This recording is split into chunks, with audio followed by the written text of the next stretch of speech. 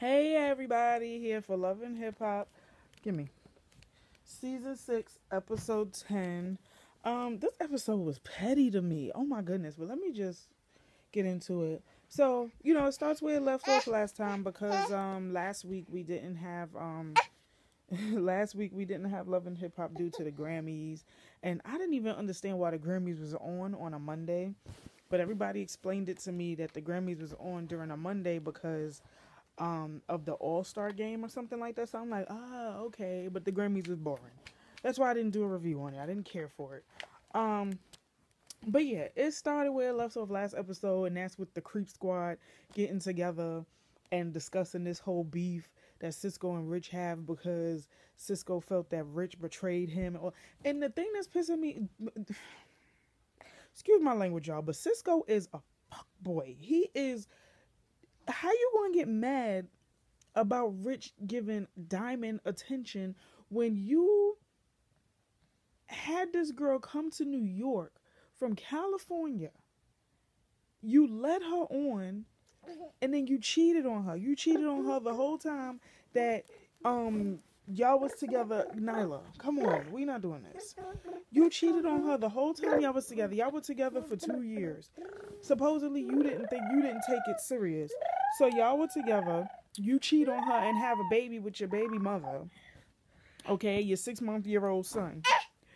And first of all, y'all whole relationship was built on a lie because she didn't know about your son. You didn't know about her daughter. Would you sit down, little girl? So go ahead, poke your big head into the camera like you always do. Go ahead. So anyway, I'm like, you feel this strongly about what Rich did with Diamond, when again Rich and Diamond claim they didn't do anything. But you feel this strongly about it because you feel like it's betrayal. But how was it betrayal when you was dogging the girl out when she came to New York? So I'm like, you really that mad? You're really that salty because he messed with Diamond? I'm like, Cisco, please. So he said, well, I just feel like you betrayed me and you don't do stuff like that to your brother and da-da-da. And I'm like, first of all, Rich didn't intentionally mean to do anything. He's a creep. He got attracted to Diamond. He was fighting the urge, and then he eventually couldn't fight the urge anymore. They went in the bathroom and they did a little something. Okay, it happens. But Rich did turn her down numerous times, and Diamond admitted the only reason why she even went and messed with Rich was because she was hurt by what Cisco did, which is understandable. That happens with women. But I'm just like, I really don't understand why this is really affecting Cisco and his friendship with Rich, because you didn't care about Diamond to begin with. Okay? You had the girl came out there under false pretenses thinking that y'all are going to be in a relationship. You let her on. You played with her emotions. So then Peter's like, well, what can we do to, get us back in the same, get us back to the way it was because, we the creep squad and this. And I'm like, Peter, you dealing with 2 women that you keep knocking up and whatnot and lying to, so you might not need to, you don't need to be giving advice. You don't need to be the voice of reason. You don't need to be doing none of that. So they finally put the issues to the side and said that they will move on, whatever. So Bianca is showcasing a song for Yandy or whatever, and Yandy is like, well, I'm all about giving second chances. Bianca messed up at the Gwinin cipher, and then she messed up at the studio session, but now I see her, she's working, she's doing what she can, and I brought some dancers that used to work with me in the past to help her out with some dance moves or whatever. So she brought the dancers in. The dancers were fine, and Bianca got body. That girl is thicker than a snicker. Okay, so they're dancing and basically showing her the moves and showing her up. And I'm like, Lord, I hope she don't get, overshadowed by her dances. Her dances were hot. So, what else happened? Ra and Remy are, they're at the bridal shop or whatever, and they're discussing, Remy and her family situation, and Remy is like that Papoose wants, Papoose just wants everybody to can we all just get along? That's what Papoose want. Papoose want everybody to get along for this wedding.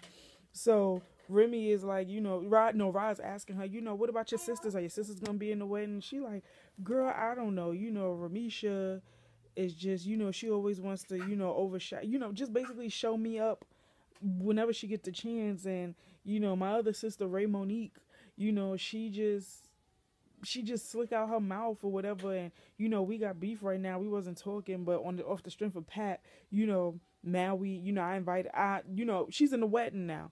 So I'm sitting up here like, so we got Reminisce, that's Remy Ma's really name. What? Remy Ma's real name.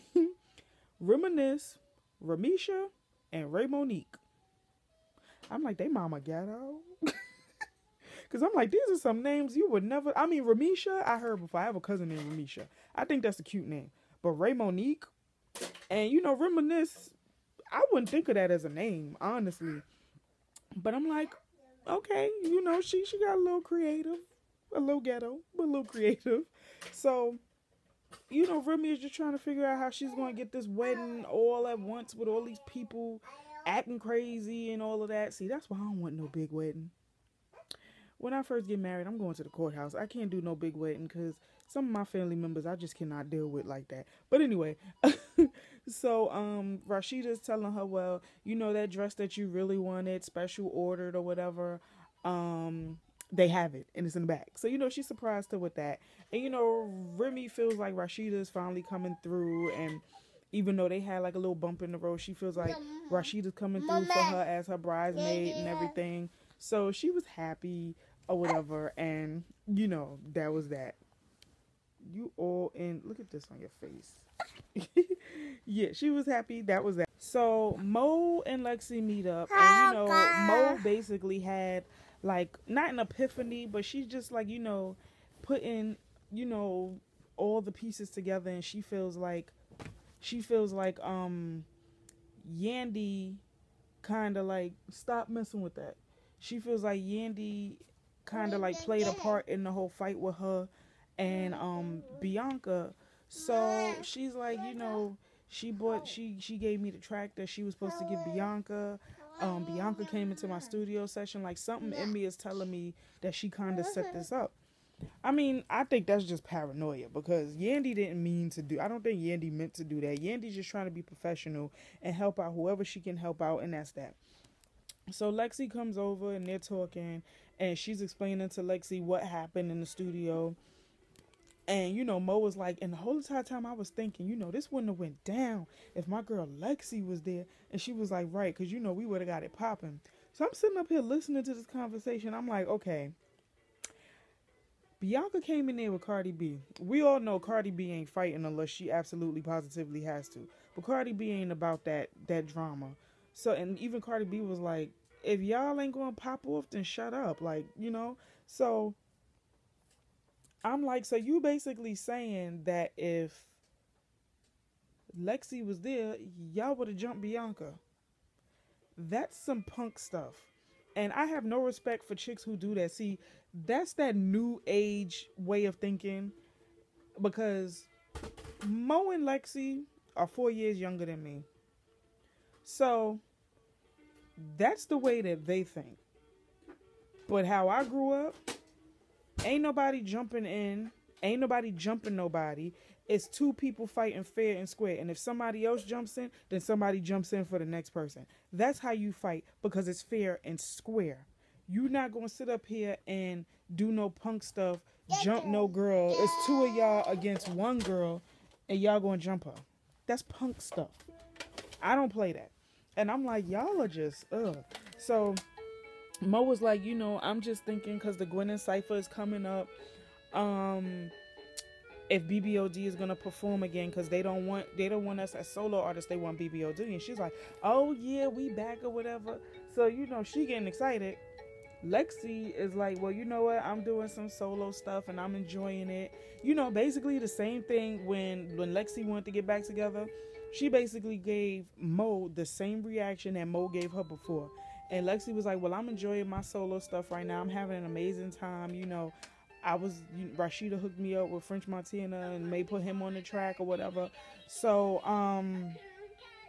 Mo was feeling the kind of way, but Lexi did agree to do the Gwinin cipher with them together to perform something of theirs. So what else happened? Peter meets up with his daughter Whitney, and Whitney basically tells him like, listen, you need to make a choice. You can't keep stringing these girls along and treating them like this when they love you, and this is the example that you're showing me and my sister and our brothers. Like, when does it stop? And for Whitney, like, this was a real scene to me. Like, no script, nothing. For Whitney, your oldest daughter, to sit there and tell you to your face, Dad, you messing up. Peter needs to take heed to that. Peter needs to take heed that your daughter, okay, your daughter is telling you, Dad, you need to straighten up. You need to set a better example.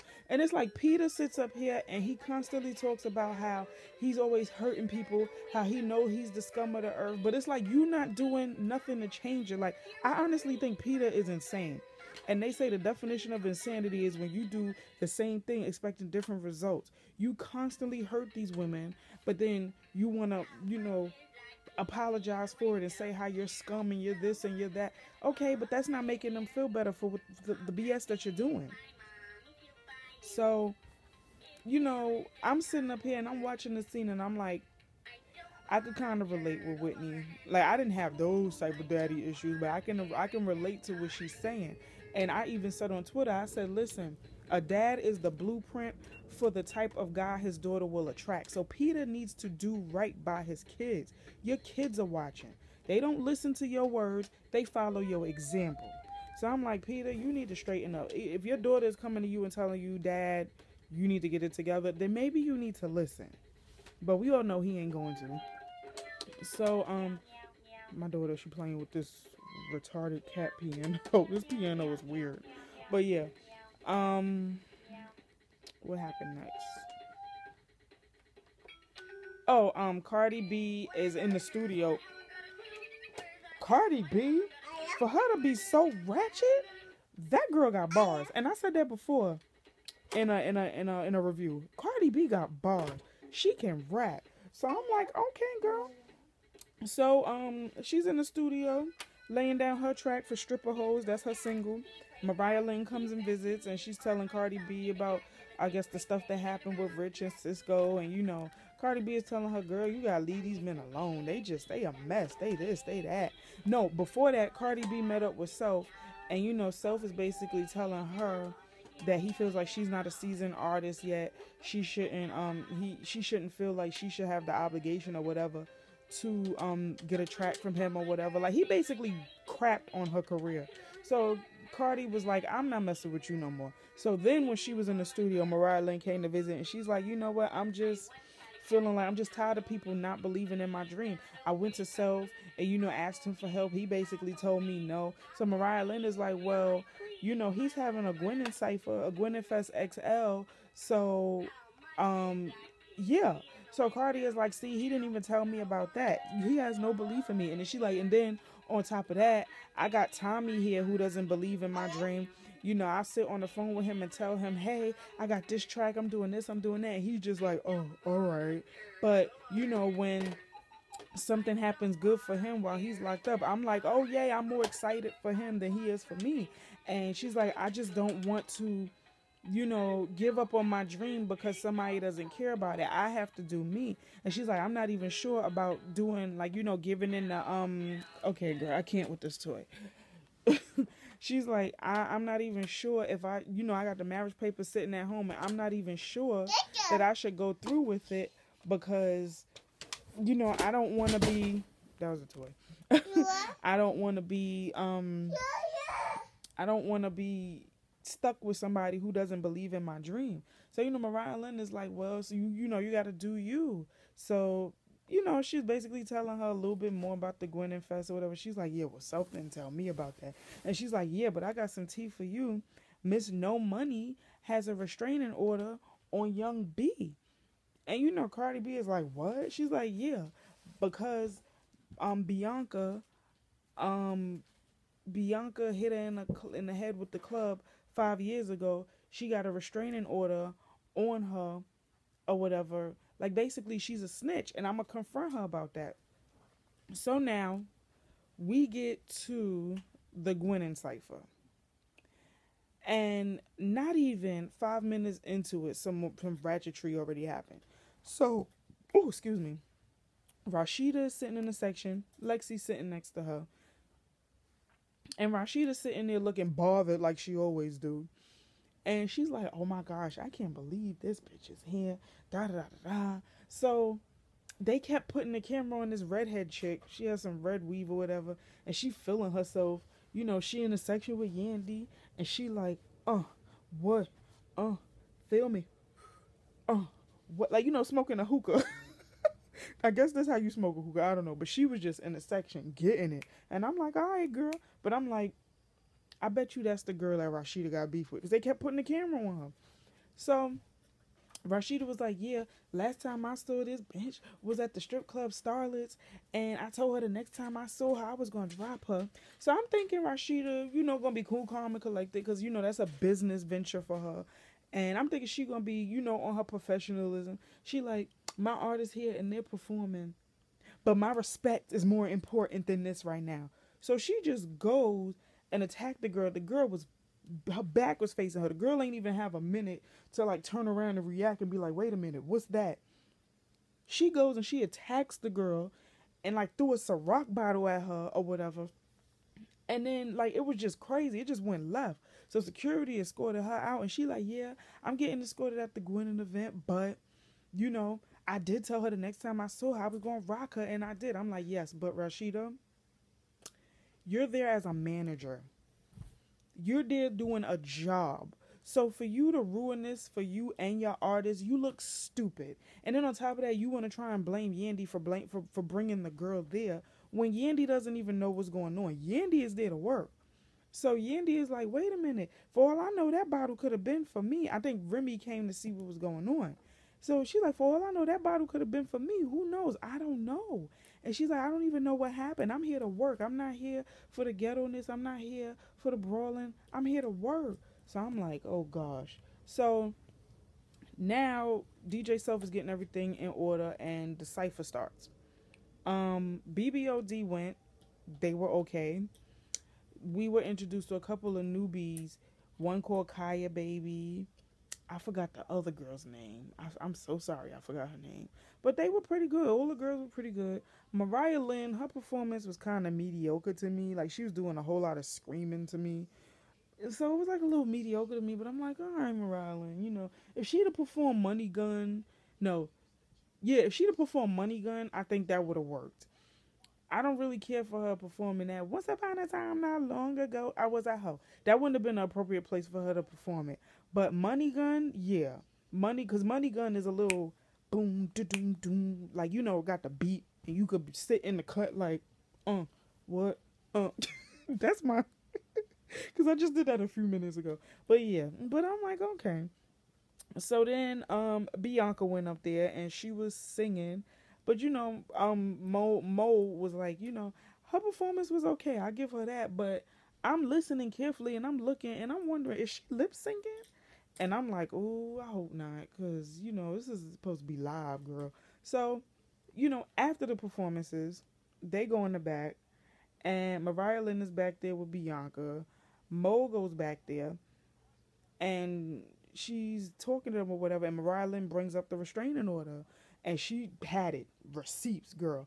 And she was like, yeah, Monisha Brown put a restraining order against Bianca Dupree, 5 years ago, blah, blah, blah. So even though Mariah Lynn had the evidence right there, Mo and Lexi were trying to downplay it. They ain't even say anything. So that's why when she ain't say nothing, she just swung and she, hit Mariah Lynn. And I'm like, see, that's that punk-ish I was talking about. You couldn't just be like, yeah, I got the restraining order and own your ish, girl. Own it. Why you being embarrassed? Own that. So her and Lexi leave, and Mariah Lynn is like riled up in the back, and she's like, oh my God, please let me hit this bitch right now. Da da da.